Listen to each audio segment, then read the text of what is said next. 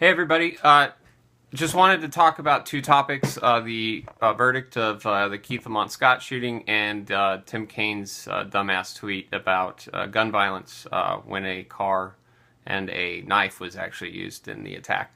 So let's start with Keith Lamont Scott. There's some, what happened there is consistent with police brutality. The cop murders someone. His buddy at the district attorney's office looks at the case and says, dude, you're cool. And then people protest, and then the leaders of the city and the police department move on and don't give a fuck. So with Keith Lamont Scott, something that should be pointed out, this is a big deal and should be indicative of the problem we have with these prosecutors investigating and making decisions on their own departments. These are their colleagues and their coworkers, their friends. They work with cops. They rely on them for evidence and to throw people in jail so the corporations can make money off their labor. So Brently Vinson was the cop, and he's been justified. He's going to be right back out, potentially killing other African Americans that are standing there, or probably anybody who's poor, because they like killing poor people in general. They prefer African Americans and indigenous people and to a certain degree Latinos. But if you're poor, like, you're a target for cops, and they know they can just do whatever the fuck they want. So this is the crazy part. Mecklenburg County District Attorney Andrew Murray said that he didn't even come up with the conclusion to not charge the officer by himself. He said he consulted 15 other prosecutors, and they unanimously said that the shooting was justified. If you've watched the video, it's just a black man getting out of a car. He is absolutely no threat, doesn't make hand movements, hand gestures. I mean, just murdered. So 15 prosecutors said it was justified. I guarantee you, if you go out there and you find 15 people who could potentially be on a jury, just random people, you're going to get at least 14 of them that say it's murder, and I would guess the 15th might call it manslaughter. But what happened is just the norm. In this country, black lives don't matter to our leaders, to our cops, to our government. The only thing that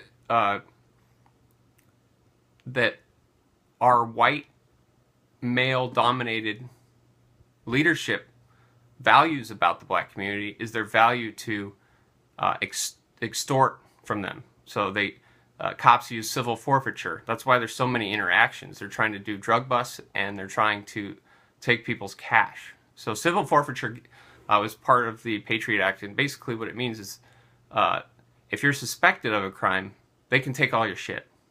All your cash, your house, your car. Doesn't matter. You don't have to be convicted of a crime. And they do this quite often with cash. So cops are out there profiling, hoping to get a drug bust or steal some money. And if a black man or black woman or poor man, poor woman doesn't comply immediately, and even sometimes when they are complying, like in the case of Philando Castile, the cops will still murder you. And they know they're going to get away with it. All they have to do is say, I fear for my life. There doesn't matter how egregious the video is. And Keith Lamont Scott's video is clear as day that this was murder. And so on it goes. And now let's get to Tim Kaine. So the Ohio State incident with the car and the knife, pretty much everybody knows that by now. Well, today he tweeted that we need to end the gun violence, and in reference to this Ohio State shooting. So I want to give you like some perspective on why this guy, who could have potentially been the president if Hillary had been elected and something had happened to her, would make such a dumbass move. Well, number one, Tim Kaine listened to the corporate media And at the beginning of the story, the corporate media, who they're calling alternative media now fake, but the corporate media completely jumped the gun and said that there was a gun involved when it first happened. So that's one of the reasons, because our media is awful, and we should all become the media. That's why I do this, is because the media's just dropped the ball. I mean, they're pathetic. I'm not saying I'm much better, but I'm honest. I do things with integrity. I tell what's going on in this story instead of just picking out little facts and to tell a narrative for my corporate masters. Tim Kaine, speaking of masters and corporate donors and Democratic leadership, our Democrats, one of the reasons why he didn't know this is because the Democratic leaders don't care about victims of gun violence or the circumstances around gun violence. Their only concern is to push an agenda, and that agenda is to restrict the rights of Americans, especially ones who oppose the government and maybe find some of their actions to be terrorists, like the way we treat our poor, black, indigenous, and Latino communities, but with police violence and mass incarceration, or the way our country treats the Middle East, which is just bomb them all, take their oil, and call it a day. So the Democratic leaders, they just don't care about the victims. They just want to make sure that people who are radical don't get guns. That's their only agenda.